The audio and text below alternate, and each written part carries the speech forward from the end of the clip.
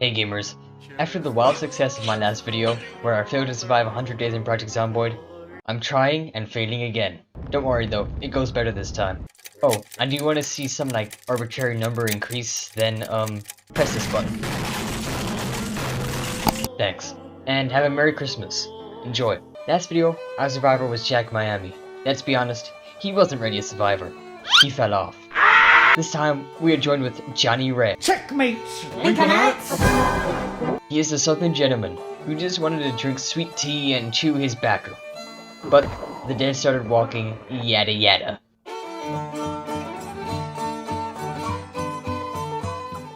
Day 1. I forgot to press record, but I started in West Point and went to these houses at the far edge of town. Day 2. By the time I pressed record, it was already the end of day 2. So, day 3. Day 3 I went around clearing the other 2 houses in the area. The first house only had 3 zombies, an easy job. Then I went to the second house, peeked through the door, only 2 zombies I thought. So I went to the window and there were more than just 2. So I took out the ones who jumped out the window and went inside to kill the other 2. But there was another. So I went back outside and they followed. I killed them easily though. That wasn't it just yet. Okay, now that's it. I decided to make this my main house, my game station, if you will, because it was at the very end of the cul-de-sac thing. So I closed all the curtains and began taking food from the neighbors' houses to be stored in mine. Day 4. I took the rest of the food from the other house and started barricading the broken window, but I only had 1 plank, so I looked around for materials to make an axe with. Day 5. I started spearfishing because the canned food would only last me for so long. And fishing is also a very valuable skill. Once I was done for the day, I cooked it in the oven, which I forgot to turn off. Good Lord, what is happening in there? Aurora Borealis? Don't worry though, it has nothing to do with this. Day 6. All I did was fish. I would fish until day 10. Day 10. I was fishing, as usual, until I heard the dreaded helicopter event, but luckily, I got inside quick enough for it not to notice me. The rest of the day, I just foraged. Day 11 and 12, I fished. Day 13, I went foraging, and then started dismantling my neighbor's furniture for some planks for barricading the house. I didn't get a lot though, and fell back on my other plan. Day 14, I chopped down a tree and sawed the logs into planks instead. This gave me many more planks, with which I barricaded most of the windows to keep the UN peacekeepers out. Got you surrounded. Also, the plumbing was off, so I would have to start boarding water from the lake. A minor annoyance, but nothing serious. Day 15, I did nothing for most of the day, but I looted the cabin not too far from the house where I found a zombie and fishing gear. Oh yeah. Day 16, with my fishing rod, I was able to much more effectively catch fish, and I fished until the afternoon of day 17. Day 18 to 26 was just more fishing. Entertaining, I know. Day 27 was when the power shut off, meaning the stove, which had been perpetually on since I arrived and due to some miracle hasn't burned down the house yet, was out of power. And I'd have to use the fireplace to cook my fish from now on. So I once again robbed my neighbors of their furniture to fuel my fire. Day 28 to 32, I fished. Day 33, I spent my time drinking wine, feeling fine. Then I took a trip down the road, killed a few zombies, but avoided confrontation with more. Day 34. I was tired of constant fishing and would rather go on an adventure to secure tons of canned food instead. And so I did. I came across a small farm, but the main house was completely surrounded by zombies, which wasn't too good. Luckily, I was able to weed them out bit by bit, until the outside was safe. There was only 1 zombie left inside the house, and another at the window, so I made quick work of them, taking the house's food and going to sleep. Day 35. My ultimate plan was to find a car, so that I could go on these trips more often, and so I could travel much further. But I didn't find much loot or a new car. I did come across a barricaded house however, just full of zombies. But I took them out, and inside was a bunch of food and good melee weapons like sledgehammers. It even had a ton of guns, which were unfortunately unusable because of a mod I had. The house would act as a good forward operating base until I returned home. Day 36.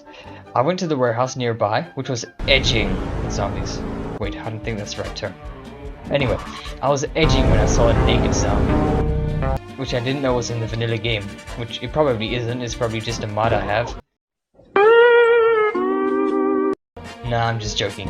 I killed the zombies and looted the warehouse. but my stamina was drained from such a stimulating day. I found a fire engine, or fire car, guarded by 2 firemen, and after dispatching them, I found that the car had a key in it already, which meant all I needed was some gas, which I could bring to the car with the jerry can in its trunk. So I spent the entire day searching for a car with fuel. I eventually did, but by the time I got to the car, it was morning, day 38. After such a long night, I slept in the car, woke up, fueled it up, and the real adventure would begin. Except it wouldn't, because the steering was broken, completely. There was a considerable delay on when the car would actually turn, which eventually led it to being totaled. Day 39. I started the journey back home, but it was a far distance and I ended up sleeping in the middle of a field for the night. Day 40, I was finally home, and spent the day sowing the seeds I found on my trip. Day 41 to 51, yes, 10 whole days. Here's my schedule for them. I woke up, chopped down 2 trees for 4 logs, added it to the fire, fished, and then went to bed. Day 52, I went down to the farm and found my cabbages ready. These grow so quickly and provide you with so much, so I decided I would go on a journey once more. Day 52 to 54. I spent these days mostly looting houses, nothing very special. Day 55, I finally decided to return home, so once more I partook on the long trek home. I ended up sleeping in a car for the night, but it was very close to home luckily. Day 56, I was walking home on 2 times speed, as I normally do, watching Family Guy funny moments as I did it. But Peter was doing something really funny, and I wasn't paying attention, so I walked straight into a zombie who lacerated my arm. I rushed into the woods to escape said zombies, and only ran into one who scratched my neck. If I didn't get to safety and bandage my wounds soon, the run would be over, and right on the verge of death, my wounds were bandaged.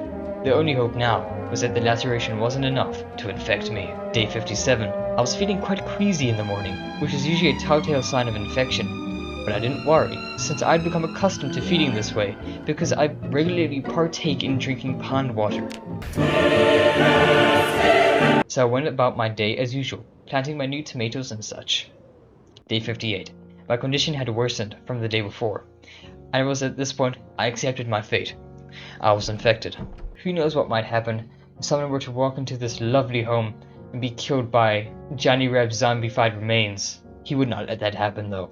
So he lit a fire and lay on the couch and relaxed. It would all soon be over. He would take his last breath and it would be over.